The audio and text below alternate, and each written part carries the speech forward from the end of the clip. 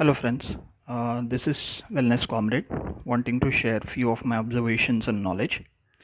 This is my first recording, hence request you to bear with me for any technical deficiency. I will ensure to learn and improve based on your support and feedback. So before we begin, disclaimer 1, I'm neither a certified medical practitioner nor any kind of doctor. The details mentioned here are just my knowledge and observations. If you're going to follow it, it is completely out of your own volition and will. Disclaimer 2, the details shared are not meant to hurt or degrade any profession, professionals, industry, sect, religion, community, or followers. These are just general observations, and in case of any of the aforementioned group feels offended, I would like to apologize in advance and clarify that it is not at all my intention. So let's begin. I have observed that many students, and in fact many of the adults, are often confused on deciding or pointing out the east and west direction on a map.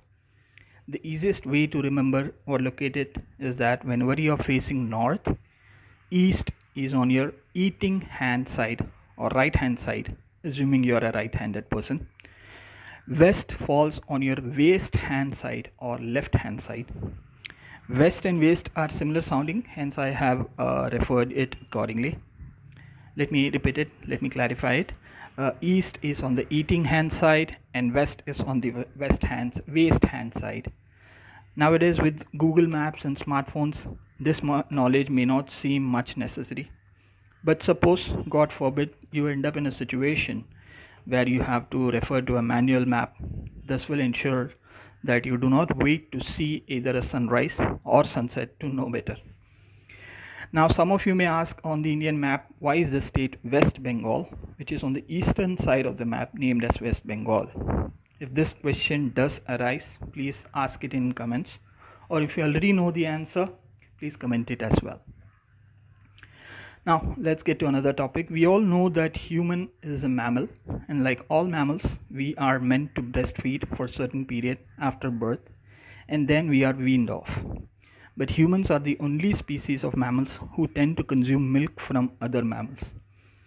Nature has provided or arranged for our nutrition at appropriate times in order to ensure that the cycle of life goes on uninterrupted. However, humans, who are supposed to have extra sense than other mammals, have fallen into the rut of consuming milk of other mammals. Except for pet cats, no other mammal will consume milk of other mammal after it has been weaned off. Weaning off shows that a baby is now developed enough to procure the required nutrition from other sources. Thus, humans do not need to consume any other mammal's milk. Excuse me. Thus, humans do not need to consume any other mammal's milk anymore for nutrition. If we continue to consume milk of other mammals, we are doing ourselves more harm than good. We have been told that we need to drink milk for calcium, which will make our bones stronger. Then how do we explain that people of Japan who drank soy milk had lesser number of hip and bone fractures compared to other countries consuming mammal milk? Thus, we have been bombarded with misinformation that milk is necessary for health and nutrition. Milk is generated by any mammal only after giving birth. Thus, we can easily deduce that in order to provide us with so many liters of milk every day, so many mammals should have given birth each day.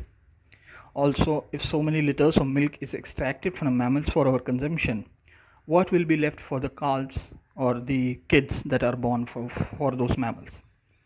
Like for humans, even for mammals, there should be sufficient time gap in order for other mammals to regain their health in order to deliver a healthy offspring. But if that is done, then the milk supply would stop or there would be a gap. So it is wise for you to think what all options the animal farming or the animal rearing industry would be taking in order to ensure that there is uninterrupted supply of milk. I do not want to elaborate on those steps or go into details because that would be like accusing somebody and I don't want to do that. You, my listeners, are very intelligent enough to understand and will ensure that uh, by avoiding milk, you can avoid inhuman treatment to such mammals. So, now, comparatively, if we consume soy milk, rice milk, oat milk, almond milk, etc., we can reduce such inhuman treatment on mammals, and also we can save ourselves from consuming some of the medicines that are given to them, that are given to the mammals, that reaches us through their milk. Many of us are addicted to milk or milk derivatives. However, I would request you to just give 1 week initially to avoid milk and milk derivatives. You can easily see the effects for yourself, and gradually you will be motivated or tempted to increase the time period yourself, the time span of avoiding milk, because it helps a lot. You will not only be giving yourself a health bonus, but also you will be doing a good deed as a human on other mammals. Many of the people who want to lose weight will also be benefited from avoiding milk, as preparing tea, coffee, or any other related milk drink requires us to add sugar.